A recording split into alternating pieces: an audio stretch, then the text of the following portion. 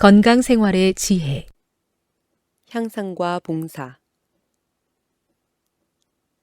그리스도인 생에는 많은 사람들이 생각하는 것보다 더욱 많은 의미가 있다. 그것은 완전히 온순함과 인내와 온유와 친절만으로 이루어지지 않는다. 그런 덕성들이 필수적이기는 하다. 그러나 거기에는 또한 용기와 힘과 정력과 불굴의 노력이 필요하다. 그리스도께서 정해주시는 길은 좁은 길, 극기의 길이다. 그 길에 들어가서 어려움과 낭망을 뚫고 전진하는 데는 연약한 것 이상의 것이 요망된다. 품성의 힘. 힘 있는 사람들이 필요하다. 곧 그들의 길이 순탄해지고 모든 장애가 제거되기를 기다리지 않는 사람. 기가 꺾인 일꾼들의 맥빠진 활동을 참신한 열성으로 고문시켜 줄 사람. 마음이 그리스도의 사랑으로 뜨거워지고 손이 주님의 일을 하기에 강해진 사람들이 필요하다. 선교 사업에 종사하고 있는 어떤 사람들은 나약하고 무기력하고 풀이 죽고 쉽게 낙심한다.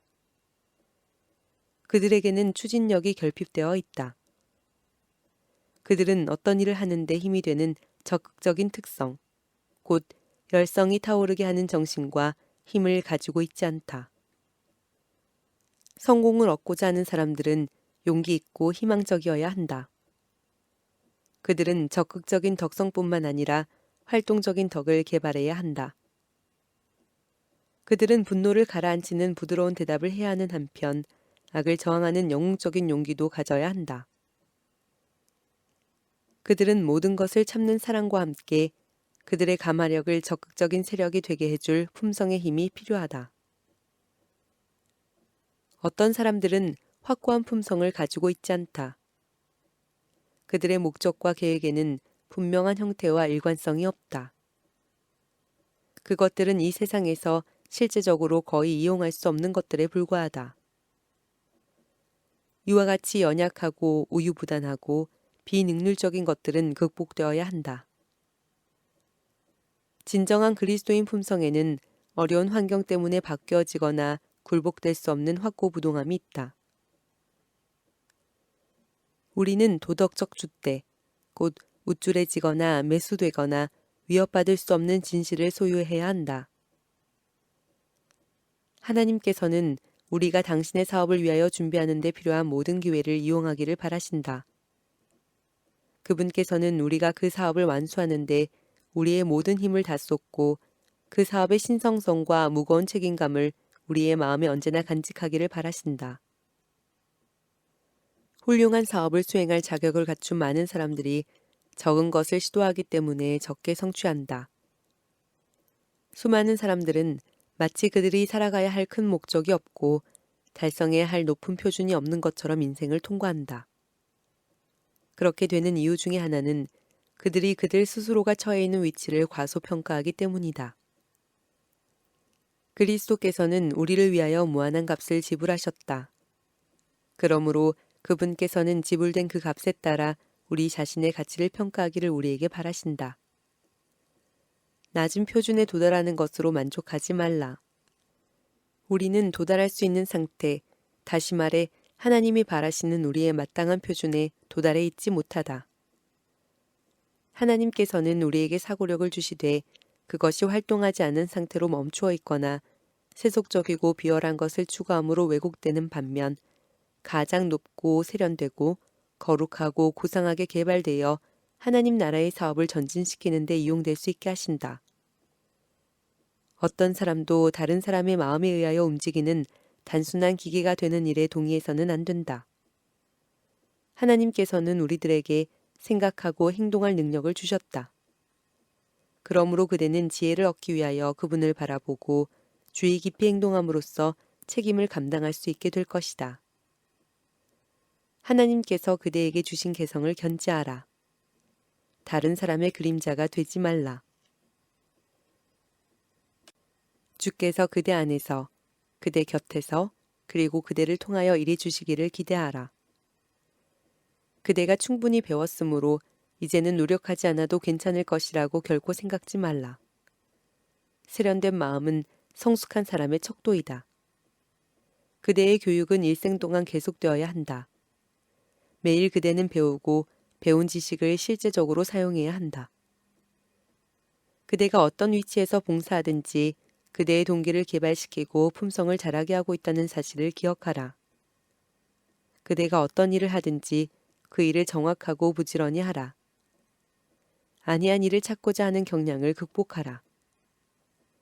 매일의 활동에 적용되는 같은 정신과 원칙이 온 생애에 적용되어야 할 것이다. 정해진 분량의 일을 하고 고정된 월급을 받으며 적응이나 훈련의 어려움 없이 정확하게 맞는다는 인정을 받기를 원하는 사람들은 하나님께서 당신의 사업을 하도록 부르시는 자들이 아니다. 그들의 육체적, 정신적, 도덕적 능력을 할 수 있는 대로 적게 쓰는 방법을 연구하는 자들은 하나님께로부터 풍성한 축복을 받으실 수 있는 일꾼들이 아니다. 그들의 모보는 전염성이 있다. 사육이 지배적인 동기가 된다. 감시를 받을 필요가 있는 사람들과 그들에게 배당된 매일의 의무만을 수행하는 사람들은 착하고 충성된 종이라는 말을 들을 수 있는 자들이 아니다. 정력과 성실과 근면을 나타내고 해야 할 필요가 있는 일은 무엇이나 즐거운 마음으로 하는 일꾼들이 필요하다. 많은 사람들은 실패가 무서워서 책임을 회피함으로써 무능해진다. 그리하여 그들은 경험에서 얻는 교육을 받지 못하게 되고 독서와 연구와 그 밖에 어떤 유리한 점에서 받는 교육도 그들에게 주어질 수 없게 된다. 사람이 환경을 만들 수 있다. 그러나 환경이 사람을 만들도록 되어서는 안 된다. 우리는 환경을 일하는 도구로 이용해야 한다. 우리가 환경을 지배해야지 환경이 우리를 지배하도록 허용해서는 안 된다. 유능한 사람들은 반대를 당하고 난처한 일을 만나고 방해를 받아온 사람들이다. 힘을 발휘할 수밖에 없는 처지가 됨으로써 그들이 당하는 장애들이 그들에게는 오히려 훌륭한 축복임이 입증된다. 그들은 자기를 의존한다. 그러나 투쟁과 난관은 하나님을 의지하는 믿음과 능력을 개발시키는 확고한 신뢰심을 발휘하게 해준다.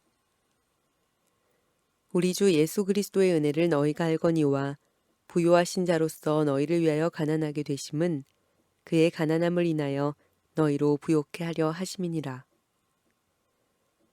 그리스도께서는 하기 싫은 봉사를 마지못해 하지 않으셨다. 그분께서는 당신의 일을 시간으로 계산하지 않으셨다.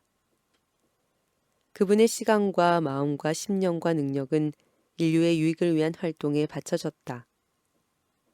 그분께서는 피곤한 나날을 일하는 데 쓰셨고 긴 밤 시간은 더 큰 일을 하기 위한 은혜와 인내력을 얻기 위한 기도에 바쳤다. 주께서는 당신의 인성이 힘을 얻고 온갖 기만적인 활동을 전개하고 있는 간악한 원수를 대적하고 인류를 구원하는 당신의 사명을 완수하기 위한 무장을 갖추고자 강한 부르짖음과 눈물로써 하나님께 탄원하셨다. 그분께서는 당신의 일꾼들에게 내가 너희에게 행한 것 같이 너희도 행하게 하려 하여 본을 보였노라고 말씀하신다. 바울은 그리스도의 사랑이 우리를 강권하시는도다 라고 말하였다. 이것이 바울의 행동을 지배하는 원칙이었고 그의 동기가 되는 힘이었다. 그의 열성이 한순간이라도 의무의 길에서 약해지면 일단 십자가를 쳐다봄으로써 그는 마음의 허리를 새롭게 동이고 자아부정의 길을 전진해 갈 수 있게 되었다. 그는 형제들을 위하여 활동할 때 부드럽게 해주고 고취시켜주는 능력을 가진 그리스도의 희생에 나타난 무한한 사랑의 표현에 크게 의지했다.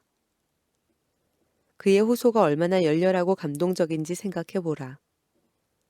우리 주 예수 그리스도의 은혜를 너희가 알거니와 부요하신 자로서 너희를 위하여 가난하게 되심은 그의 가난함을 인하여 너희로 부요케 하려 하심이니라. 그대는 그분께서 얼마나 높은 곳에서 굽어 보셨으며 얼마나 심한 굴욕 속으로 내려오셨는지 안다.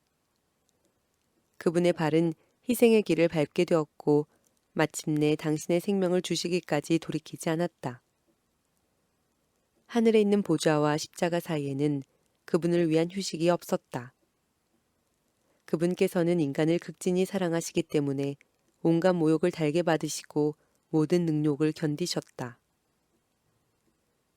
바울은 우리에게 각각 자기 일을 돌아볼 뿐더러 또한 각각 다른 사람들의 일을 돌아보라고 권면한다. 그는 또한 다음과 같은 정신을 가지라고 우리에게 명령한다. 너희 안에 이 마음을 품으라. 곧 그리스도 예수의 마음이니 그는 근본 하나님의 본체시나 하나님과 동등됨을 취할 것으로 여기지 아니하시고 오히려 자기를 비어 종의 형체를 가져 사람들과 같이 되었고 사람의 모양으로 나타나셨음에 자기를 낮추시고 죽기까지 복종하셨으니 곧 십자가에 죽으심이라. 바울은 그리스도의 굴욕이 알려지고 이해되게 하고자 심히 열망하였다. 그는 만일 사람들이 하늘의 왕께서 겪으신 놀라운 희생을 생각하게 된다면 이기심이 그들의 마음에서 사라질 것이라고 확신하였다. 그 사도는 죄인들을 위한 구주의 놀라운 희생에 대하여 우리가 어느 정도 이해할 수 있으리라고 생각되는 점들을 하나씩 헤아려 본다. 그는 먼저 사람들의 마음을 그리스도께서 하늘에서 아버지 품에 계실 때 가지셨던 지위를 생각해 보도록 이끄신다. 그는 그 후에 그분께서 당신의 영광을 버리시고 자원에서 인간 생활에 비천한 상태를 취하시되 종의 형체를 가지시고 죽기까지 곧 가장 굴욕적이고 가장 역겹고 가장 고통스러운 십자가의 죽음을 당하시기까지 복종하셨다는 사실을 알려준다. 우리는 감사와 사랑이 없이 그리고 우리가 우리 자신의 것이 아니라는 사실을 깊이 느끼지 않고 이처럼 놀랍게 표현된 하나님의 사랑을 명상할 수 있겠는가? 그런 주님을 인색하고 이기적인 동기에서 섬겨서는 안 된다. 베드로는 너희가 구속된 것은 은이나 금같이 없어질 것으로 한 것이 아니오라고 말한다.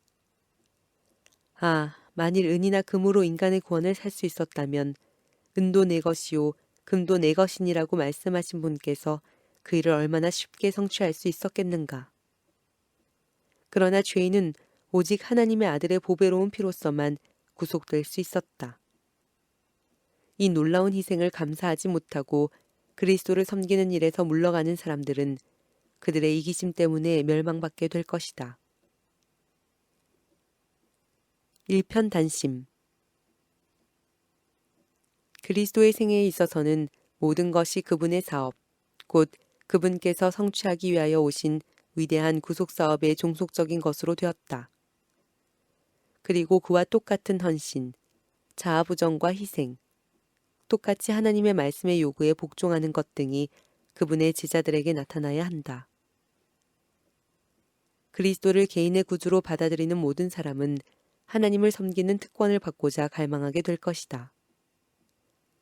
그를 위하여 하늘이 이루어준 일을 명상할 때 그의 마음은 무한한 사랑과 경이로운 감사의 마음으로 감동을 받는다. 그는 자기의 능력을 하나님의 사업에 다 바쳐 헌신함으로 감사의 마음을 나타내고자 열망하게 된다. 그는 그리스도와 그분께서 사신 소유물에 대한 사랑을 나타내고자 갈망한다. 그는 수고하고 어려움을 겪고 희생한다. 진정한 하나님의 일꾼은 최선을 다하게 될 것이다. 왜냐하면 그는 그렇게 함으로 그의 주님을 영화롭게 할 수 있기 때문이다. 그는 그의 모든 역량을 개발시키기 위하여 노력할 것이다. 그는 모든 의무를 하나님께 하는 것처럼 이행할 것이다. 그의 한 가지 소망은 그리스도께서 존경과 완전한 봉사를 받게 하는 것이 될 것이다.